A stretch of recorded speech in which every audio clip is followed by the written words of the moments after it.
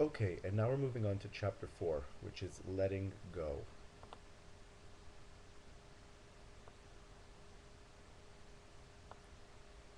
Your internal mindset is of paramount importance when applying this system. You need to rid yourself of any and all insecurity for this to work. You're If you're serious about getting your ex-girlfriend back, following my plan will be easy. This next part will be very counterintuitive, but I can assure you that it is based on deep-rooted psychology. Accept the things are over and begin the process of moving on. Yup, that's right. You need to let go of your ex-girlfriend before you can get her back. Very counterintuitive indeed. You need to remember that a needy, insecure guy repels women like no other. Letting go, and I do actually mean really letting go, will dramatically increase the odds of getting her back merely because it rids you of any and all approval seeking behavior. The following are not useless steps to be ignored. Man up and follow them. Step 1. Go grab a piece of paper right now, and it's best if you're doing this while you're listening to this. Write out your ex girlfriend's contact information on it and set it aside. Place it in a spot where you will not easily see it. Step 2. Delete every memory and mode of contact you have with her. Delete her number from your phone. Delete her from Windows Live Messenger, AIM, Skype, or whatever other instant messaging systems you use. Delete all of her emails. That means stop reading them too. The only exception to this rule is for Facebook or MySpace. If you don't have an account, or she doesn't, then don't worry. If you do, leave her on your list, but do not, under any circumstances, view her profile. I cannot stress this enough. There is to be absolutely no viewing of her profile. To recap, delete all modes of contact: phone number, IM, email, etc. Delete digital photos, and delete anything else that reminds you of her. Do not ever view her online profile. Step 3. Gather up all physical reminders of your ex-girlfriend. This means any teddy bears, cards, posters, clothes, watches, pictures, etc. Anything physical at all. Gather it all up and toss it into a box, and make sure you put the box in a place you cannot find. Put it in your basement or leave it with a friend or something. Under your bed will not suffice. Step 4. Visualize yourself with other women. Fantasize about other women. Under no circumstances should you let your mind drift and begin to think about your ex in a sexual way. When you find yourself thinking about your ex, force yourself to fantasize about an even more beautiful woman. It is also helpful to fantasize about what you would do with $1 million or something equally pleasurable. Realize that you're fantasizing about your ex to help comfort and ease the pain for yourself. It'll only have the opposite effect, which is why you must force yourself to let go. In a week or two, the pain will have dramatically decreased. Step 5.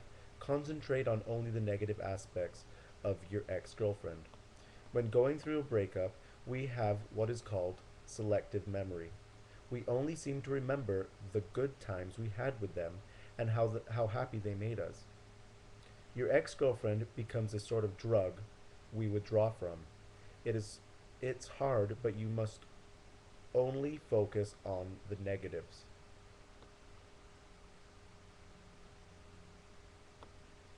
Chapter 5. Taking your life back.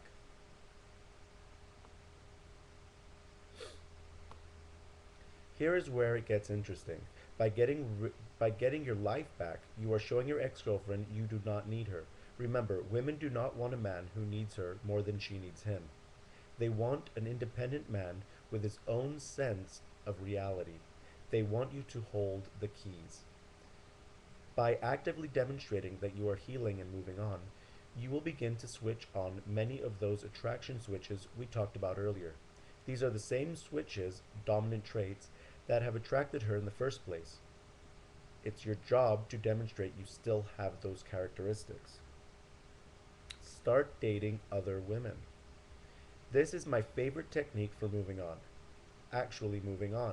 You don't need to actually be serious about these dates, but they will be a huge confidence boost for your ego and will really help shed any underlying insecurity and or neediness.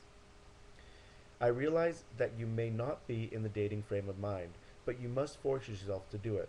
You must force yourself to find other women to date. Like much of what we have discussed thus far, it is also very counterintuitive. So allow me to explain. Dating other women builds your confidence. Women love confidence, while simultaneously shedding any underlying insecurity you may still have. When your ex girlfriend finds out, she will feel the fear of loss.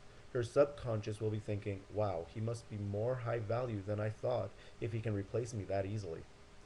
So, with that said, go ask a cutie in accounting or the hottie at the coffee shop. You'll seriously love yourself for it later. This sounds like feel good advice, but there are seriously millions of hot, dateable women out there. At the moment, you're emotional and you're not thinking logically. You're an attractive guy, and it won't be overly difficult for you to move on if you so desire. Now, if all else fails and you cannot actually get a date or get on some dates within the next week or two, then it is appropriate to fake it.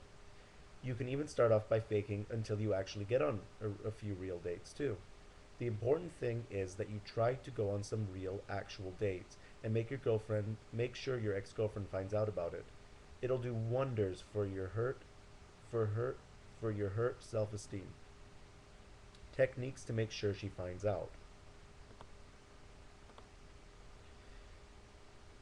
Instant messaging hangout. Chances are you use an online instant messaging system like Windows Live Messenger or AIM. Usually people mention what they're doing in their display name. For example, John at Phil's tonight, call myself. Where I live, this is very common. If you land a date, don't be picky either. Make sure you display name mentions on the fact that you're out with another woman. For example, John out with Tiff, back tonight. You see, what we're doing, we're creating what is called a jealousy plotline to increase your perceived value while making your ex feel the fear of loss. If you can't actually get on a date, fa- fake it if you must. Make up a random woman's name. You say you're out with Tiff or Jill or whoever. Whatever you do, don't make it look like you're intentionally trying to make your ex-girlfriend jealous. This would be a mistake of paramount disaster. You need to allude to the fact that you are moving on with your life and seeing other women. She can't think it's all a game you're playing to make her want you back.